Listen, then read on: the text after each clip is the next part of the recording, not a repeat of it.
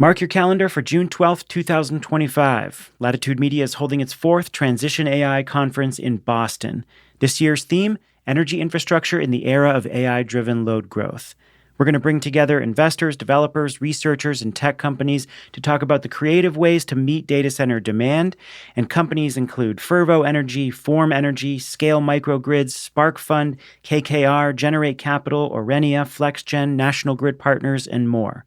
Plus, we're going to have a live open circuit episode featuring Caroline Golan from Google and a live Green Blueprint episode featuring Rick Needham from Commonwealth Fusion Systems. Get your ticket at latitudemedia.com/events. Podcast listeners get 10% off their ticket. Use the code LatitudePods10 at checkout. latitudemedia.com/events. We will see you at Transition AI.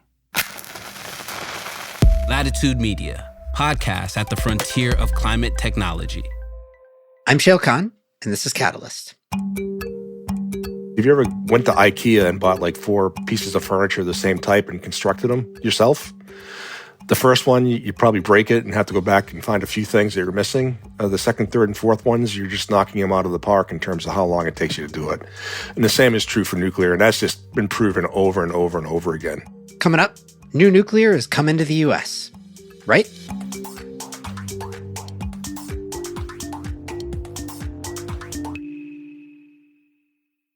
Imagine a world where connected devices like EVs, home batteries, and smart thermostats work together to support a more efficient and reliable power grid.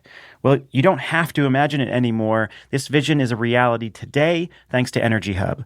With Energy Hub's Edge DERMS platform, utilities can create virtual power plants through customer-centric flexibility programs, making it easy to manage distributed energy resources and balance the grid. Unlock grid flexibility and reliability through cross-DER management with Energy Hub, the trusted Edge DERMS leader. Visit energyhub.com to learn more. Do you want instant access to energy storage supplier pricing that's project-specific? Or the ability to compare domestically made battery and PCS options across the market? ANSA now offers the industry's first battery energy storage data and analytics platform to make better development and procurement decisions. ANSA provides in-depth commercial, technical, and risk data and analytics to help developers choose the best equipment for any project. Improve your returns and save months of evaluation time with ANSA. Learn more about ANSA's energy storage subscriptions at go.ansarenewables.com/latitude or click the link in the show notes. I'm Shayle. I lead the frontier strategy at Energy Impact Partners. Welcome. All right, so I've been thinking about this, and here's the word that I would use to encapsulate what's happening in the U.S. nuclear power market. It's a groundswell.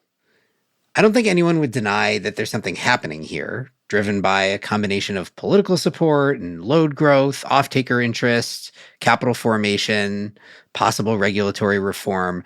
But let's be clear, it is still true that the U.S. has built one new nuclear project in the past X number of decades. And that's why a groundswell feels like the right word to me, because sometimes a groundswell leads to a massive wave, but sometimes it doesn't. So in my mind, the operative question is in which direction we are headed here. We at EIP, for disclosure, do believe that there's a wave coming, as evidenced by the fact that we helped to stand up and invested in Elemental Power, the pure-play nuclear developer whose CEO, Chris Colbert, you're going to hear from in a few moments. But there is still a lot of work to do to translate all this momentum and excitement into actual capacity on the grid. Anyway, Elemental came out of stealth this week and announced a big partnership with Google to develop a 3-site portfolio of at least 1.8 gigawatts of new nuclear in the US. See? Groundswell. Anyway, there's a lot to talk about, though, in translating that to real action. And so we brought on Chris, who is the co-founder and CEO of Elemental. Prior to that, he was the CFO at NuScale, which many of you will know is the first SMR company to actually achieve design certification from the Nuclear Regulatory Commission.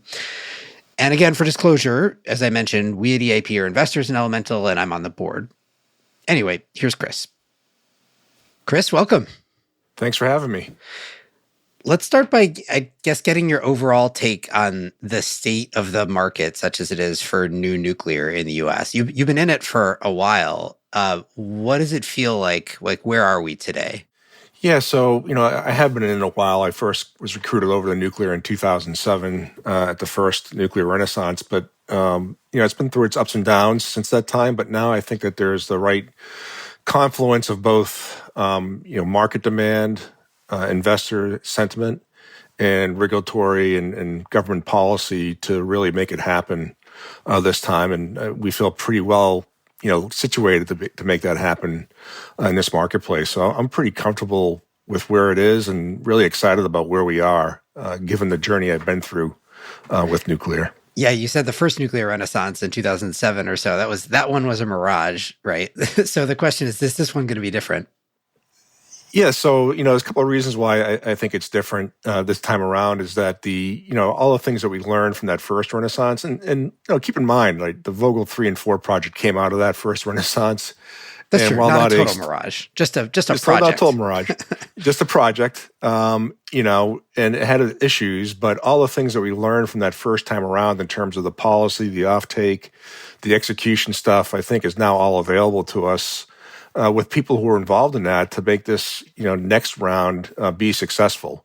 But really the advent of the demand side where, back in the 2000s, there was not really any demand growth. Now we're seeing phenomenal demand growth, which was strong to begin with, but just, really taken off with artificial intelligence driving it. And, those $1 trillion balance sheet from those hyperscaler companies that can really allow nuclear to flourish and happen this time around. That wasn't prevalent last time.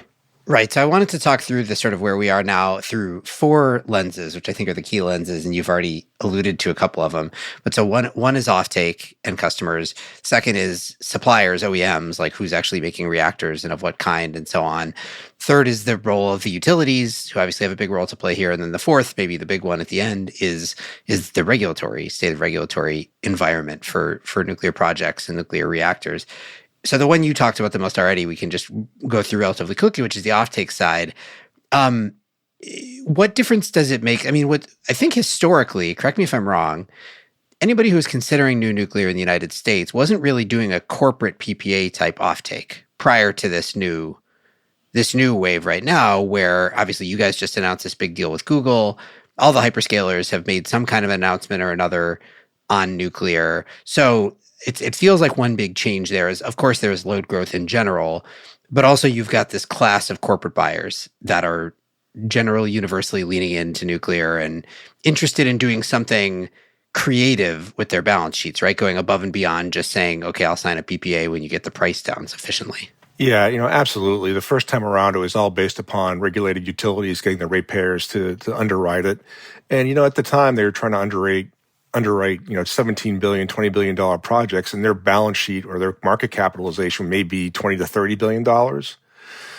And the growth didn't show up, and their expectation for high gas prices at the time didn't come to fruition. We had cheap gas. And so those two things really conspired against the demand side of it, where we have kind of the opposite, where we have, pretty much all-time low gas prices, but still a huge demand. And a requirement from the hyperscalers out there as corporate buyers that want, reliable base load power and, increasingly want to see it be clean and built for, long duration so that they're going to have it available to them for a long period of time. So that has really changed from the first time around, both in terms of what's driving the demand and the rest of the environment around it from a market perspective. Really much better for nuclear this time than the first time. Can you talk a little bit more about like what is the market or what should the market be asking of those hyperscalers, of the buyers? Again, above and beyond, yes, we will sign a PPA if you get the price down low enough, because there's a lot of risk to retire along the way in project development. And then there's also this question of how do we get the costs down in nuclear, which is at least in part a function of building multiple projects, not a single project, and then driving down a cost curve. So I know the hyperscalers have been thinking about, okay, what can we do beyond the obvious PPA? How do you think about that suite of possibilities? Yeah, that's been the biggest change from the hyperscalers probably in the last 2 or 3 years, Shayle, is that, when I was, before I came to Elemental, I was at NewScale, and we talked a lot to the hyperscalers and really said in order for projects to go on, they needed to have some, skin in the game or some exposure to the development cost because, unlike renewables where the development cost might be in the tens of millions of dollars at most, it's hundreds of millions of dollars for nuclear, and you can't just have a power purchase agreement to make that kind of investment as a developer. And, it took a while for people to realize that that was what needed to happen. And, necessity is the mother of invention, is that once people realize that I need clean and large amounts of baseload megawatts, nuclear needs to be part of that. How I was doing before isn't going to work. That kind of moment really solidified over the last, year and a half with the hyperscalers are saying, okay, I need to do more than just say, I'll write you a power purchase agreement. We're going to make some investment. And they made investment, mostly in the technology, but increasingly, as this deal we're doing now with Google, is in the upfront development, which is really the key part that needs to be de-risked. Okay, so that's the customer / offtake side. Let's talk about the supplier universe. Obviously, it used to be at NuScale, which is one of the suppliers, OEMs in the space, but it's an interesting landscape there of like lots of activity, but also very few proven and or approved from a regulatory perspective products, I suppose, that you can buy as a developer. So how do you think about that landscape? So, we approached it in that there's been billions of dollars invested by these technology developers in either, traditional light water reactors, which you call Gen 3 or Gen 4 reactors, which might be high temperature gas or sodium cooled. And they're all kind of nearing the end of their development process where they're not quite ready yet. They're all kind of trying to solve for something, whether it's in supply chain or licensing or whatnot. So we're technology agnostic in the belief that, or the knowledge that we can go out and find sites that are amenable to the hyperscalers, what they need for offtake and location, that we can develop in a way that in a year from now or a year and a half from now, we can pick the technologies that have made it through their sort of crucible of licensing and development and cost estimation, that we can pick with confidence that we know what we're going to get, when we're going to get it, and what it's going to cost. They're almost there, and I can't tell you which one of them is going to be successful, but there's so many of them out there that have invested so much. I'm very comfortable that there's going to be probably 3 or 4 at least that are going to make it through that part of it that will be successful in the long term. Just hard to pick now, but that's how we really see it. And if you look at the two different kinds of broad types of the fission reactors between light water and non-light water, the light water is 50 to 60-year-old technology. They're just doing it with better designs that are safer and simpler and bringing the cost down, sometimes smaller, so they do more work in a factory versus doing it in the field. And then you have the non-light water types, which have better safety characteristics and whatnot, but may not be, really quite ready from a supply chain or the fuel supply or some aspect of it, which probably will take a little bit longer to get confidence around that part of the OEM's equation. But certainly what we're looking for in the early 30s and the late 30s, we think that that's the early 30s is the light water reactors, and the late 30s is when we'll see commercially more of the non-light water reactors coming to fore. You mentioned briefly the question of scale. This has obviously been another hotly debated topic in nuclear world, which is, historically we've built large mega projects pretty much exclusively. There are technology companies who are developing everything from microreactors that are a megawatt or 5 megawatts or something like that up to, gigawatt scale type reactors. The deal that you just announced with Google is for 3 projects of 1.8 plus gigawatts total, so 600 megawatts plus per project. Is that scale born out of sort of what you view as the sweet spot given the technology landscape, or is that more a function of, well, this is the scale that a hyperscaler needs to fulfill the capacity of a data center, or both? It's really both, because we're solving for 2 things, right? One is they have huge needs, but they want to see us get down the cost curve, which means you need to have multiples. And we look at the sort of intersection of doing multiples, the size of the need they have, the capital they can deploy, and what it costs for various, whether it's micro, small, or large reactors. The small light water reactors fit more generally into that category, as well as some of the smaller Gen 4 reactors as well. So this is kind of anything from 75 megawatts to 300 megawatts electric. That fits pretty well because, again, you get more swings at bat. So if you have one not work out, the other 2 will carry you through, which is how you want to see a portfolio work. And when you have multiples at a site and multiples in a deployment, you can get down those cost curves both in the factory and in the field more readily than you could with a large reactor. So that's really how we saw it playing out in real time. And the hyperscalers looked at all of them. And, it was our goal as Elemental was to find the right solution that kind of threads the needle between the OEMs, the utilities, and the customers in terms of what makes the most sense. And that's where we landed up in our conversations with Google. Okay, so to sort of encapsulate what you're saying overall on the supplier side, your bet is that currently nobody's quite crested over the commercial readiness hump yet, but you think there will be multiple vendors, OEMs, who will get there over the next year or two. And so you're basically positioning yourself to wait and see who gets through the crucible or over the crucible, around the crucible, whatever the metaphor is meant to be. And then pick the winners there. But that's obviously contingent on anybody sort of like getting through and getting commercially ready, which maybe is a good segue to the next category here, which is the state of regulatory and permitting. Talk to me about where you see that. Yeah, so, number of designs have gone through a design certification process, which gets you a license for your technology. Think about like Boeing gets their 787 jetliner approved. Some folks have gone out and gotten construction permits, or they're applying for them. So that's getting the permission to start constructing it. Nobody's gotten yet to the point of an operating license where you get the ability to load the fuel into these new designs. So that's kind of like the remaining one. But for the light water reactors, this is really 50-year-old technology being run by the Navy successfully for, since the 50s, and the commercial nuclear fleet since the 50s. It hasn't changed dramatically in terms of the fuel type or what you do. Basically, you split atoms, create heat, make steam, turn a turbine, make electricity. It's that simple. So all these technologies are going to work. And I would point out that all the technologies that have been deployed just most recently, whether it's an EPR, an APR 1400, or an AP 1000, they may have had challenges getting to the finish line, but once they got to the finish line, they are all working, and the AP 1000 is working very well. So for light water reactor technology, there really isn't a technology risk. It's just pulling together the right pieces to, de-risk it in the front end to get to a final investment decision and then start construction and have a solid plan to be successful when you get into the field, because that's where the challenges have been traditionally. Do you see any evidence? There's obviously been a lot of talk about having the NRC reformed in some fashion or another to speed up permitting. Do you see any momentum there from the NRC? Has anything changed? Do you need anything to change there?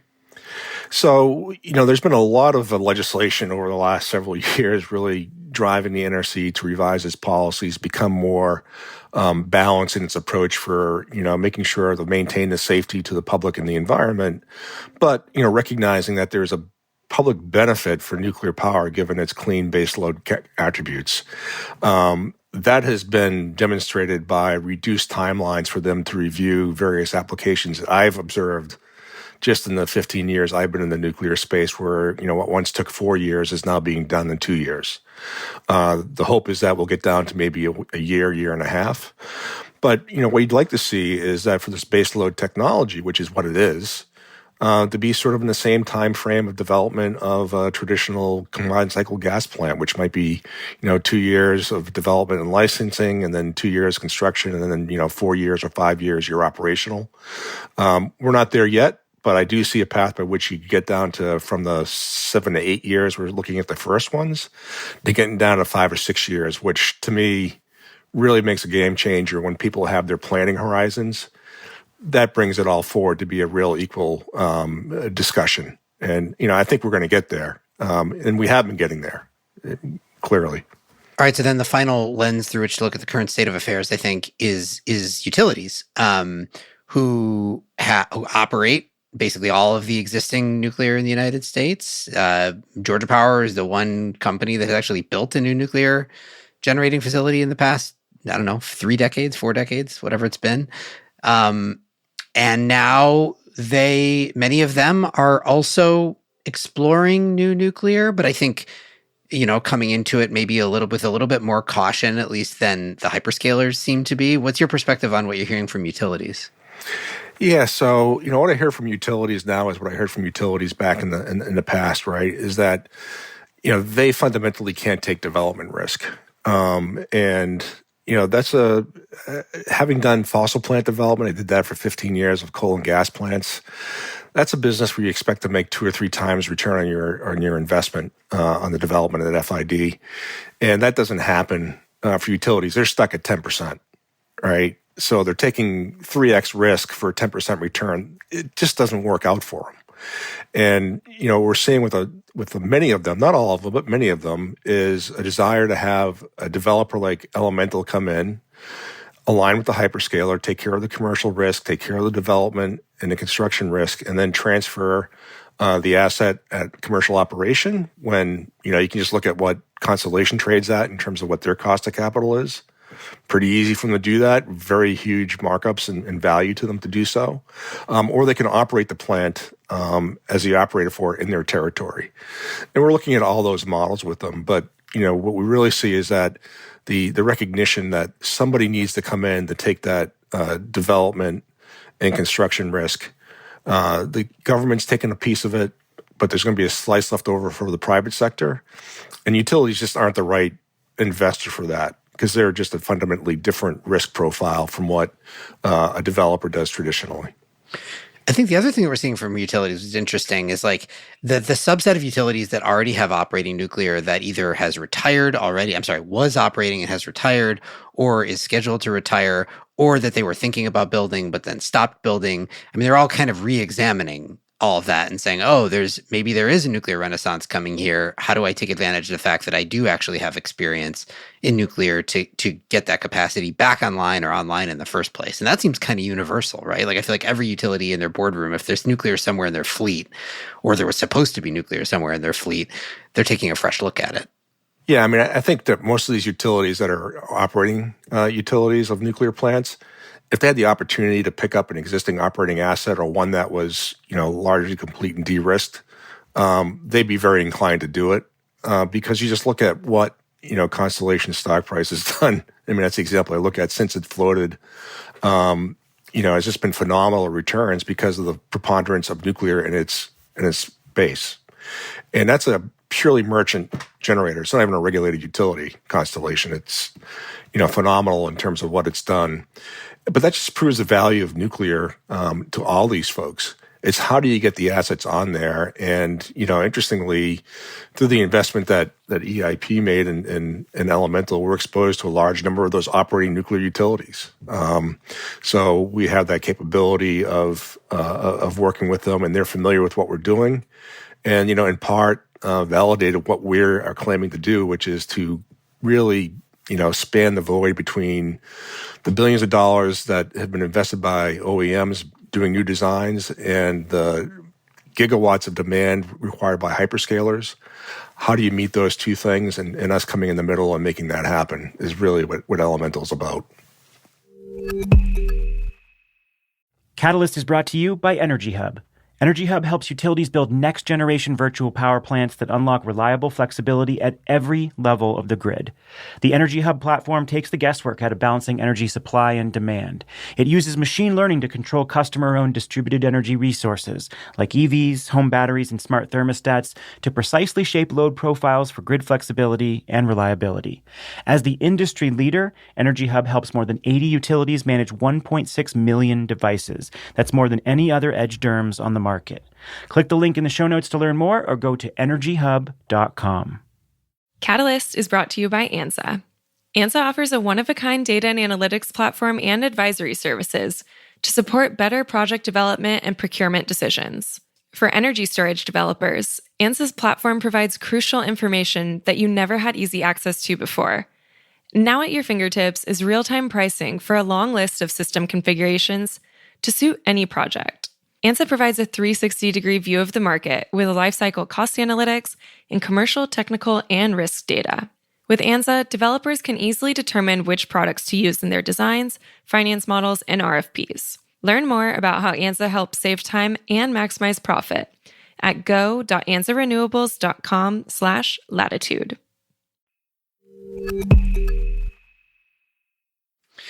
All right, so I want to talk about project development for nuclear, because I think it's actually something that people, certainly we hadn't thought enough about before we started chatting with you folks and getting involved with Elemental. It's different and distinct from project development of a wind or a solar project, for example, or a battery project, or even a gas or coal project. So you just give me a quick snapshot of like end to end, what does project development look like for new nuclear? Yeah, so we start off with, and this is the first thing we did, was we went out, find a customer, somebody who's willing to say, I want 20 to 30 years of power at this price range and willing to put in a portion of the development capital. That was probably the first 12 months of our existence, was doing that with all the hyperscalers. Just Google happens to be the first one across the line on it. And then working with them, saying, where do you need these assets? And working cooperatively with them and their host utility, because many times they're building data centers where they have existing data centers and they know the existing utilities.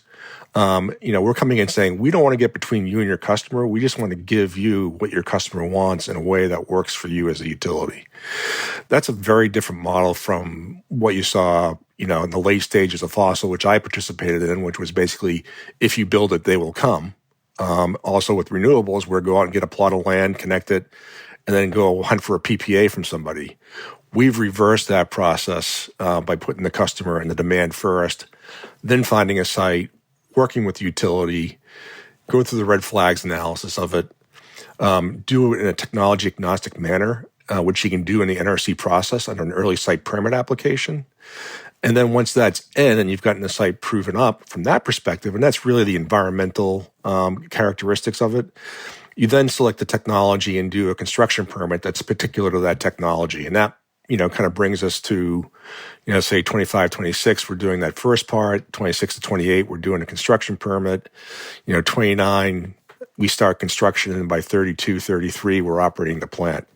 There's a lot more in there than what I just said, obviously, but there's a lot of pieces to it that's more akin to a fossil plant development, but just much more expensive because the amount of work you have to do with the regulator and the amount of design you have to have done. And the fact that, unlike, a 2-on-1 CCGT, which you can go out and talk to Siemens or GE or, Alstom or whoever's out there doing those now, they have proven designs. We're still getting through that end of the development cycle for the new technologies in nuclear. You talk a little bit more about the site selection bit. Like, what are just at the high level, what are the characteristics, what are the check boxes you have to check for a site to be suitable for new nuclear? So, it comes down to which of the technologies by size you're looking at, because generally size dictates how much fuel you have on the plant, and the amount of fuel tells you how much danger or risk you have. So the smaller plant sizes, the small modular reactors we're looking at for Google, can probably fit about 100 acres or so or less. And you have no other consequences beyond that. But the sites have to be seismically, qualified for the design you're building, and some designs are more seismically robust than others. So you kind of have to envelope that part of it. You want to be sure you have access to transmission, because I'll tell you that, it's going to be easier to permit and get a nuclear plant built than it is to get new transmission lines. And that's just historically how it's been, everywhere I've been, whether it's in the US, the UK, Australia, over in Taiwan, the Philippines. People think that somehow transmission is a uniquely American problem. It's not. It's a challenge wherever you go, because transmission lines are infrastructure that don't provide a lot of spin-off economic development to the people whose property it crosses. That's just the fact of life.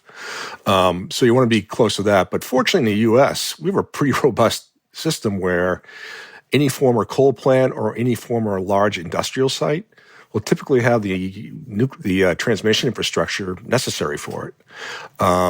So that's the key piece of it.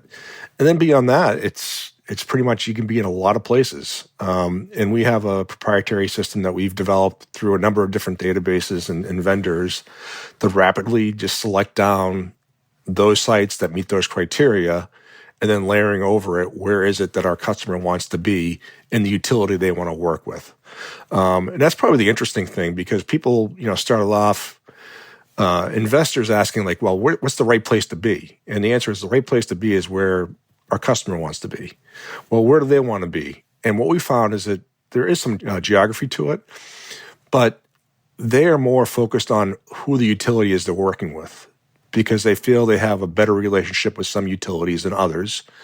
And, given that they're going to be making these investments for assets that will provide benefit not only to the hyperscaler, but also to the rest of the grid. Because frankly, once you add a very robust nuclear plant to the system, it benefits everybody that's connected to it because of the reliability and the stability it brings to the grid. They want to make sure that they're getting proper benefit for that recognized in what they're doing. And, some utilities are more evolved than others in doing that, or the discussions between the hyperscaler and utility are more evolved in that regard. So, that's kind of the process that we've been going through in a site selection. And, I would say that finding sites hasn't been the challenge, quite honestly. It's making sure we know where the people want them. Once they tell us where they need to be, we can find sites. All right. I want to get to the last key questions about nuclear in the U.S., which are how much, when, and at what cost. Maybe we'll start with at what cost. The knock on nuclear in the U.S. has been, to the extent that we've done any of it, it's ended up being very expensive, cost overruns, et cetera, et cetera. And there's lots of different theories on how you drive down costs and lots of different examples from other countries, whether it's Korea or China or whatever it might be. Given your strategy, what is your thesis on how we get nuclear in the United States to be cheap enough to be economic for whoever the customer is? Obviously, it's a different answer if you're Google or Meta or whatever versus somebody else. But clearly, we need to drive costs down. It's not entirely clear the first project anybody builds is going to be the cheapest. So, what does it take? Is it just repeatability? Do the same reactor over and over again? Is it at a site level? What's your thesis on cost? Yeah, there's probably two levels to it. One is repeatability, right? So just doing a one-off design isn't going to work. And so that's why it led us to the 3 projects with Google. Is 3 a good number? Yes. Would 5 be better? Absolutely. Does it need to be 5? It would be a bigger check for people to write to do that. So you kind of have to be constrained by what that part is. And, to put it mildly, you can't do enough large reactors in order, and raise the capital to do it. It's just too much of a check to write to make it happen. So you need that repeatability because, Google and everybody we've talked to recognizes that, okay, the first one is going to be more expensive than the second one and the third one. And, if I have a project that has 2 units on a site, the first unit on that site is going to be more expensive than the second unit on the site. That was true for Vogtle. That was true for Baraka. That's true for any single, anytime you've looked at a construction that had multiple of the same units on the same site, units 2, 3, and 4, you're amazed at how much less they are. But it shouldn't be surprising because if you ever went to IKEA and bought 4 pieces of furniture of the same type and constructed them yourself, the first one, you probably break it and have to go back and find a few things that you're missing. The second, third, and fourth ones, you're just knocking them out of the park in terms of how long it takes you to do it. And the same is true for nuclear, and that's just been proven over and over and over again. So, I think the key thing is that the repeatability and going in there with the mindset of you're doing multiples on a site and multiple sites really allows you to have the confidence because it's been demonstrated. Even at Vogtle, Unit 4, I think was 40% less than Unit 3. I mean, just think about that, part of it. So if you started off at Unit 4 instead of Unit 3, your example, you probably would have been okay. But that's not the way it played out. And then there's the site-specific stuff, which, again, lessons learned is just make sure you have a good plan going in. And we all know what a good project looks like. You have to go through and have the design complete, have the supply chain lined up, and most importantly, have a plan for attracting the labor you need when you start and keeping the labor there for the 3 years you need it.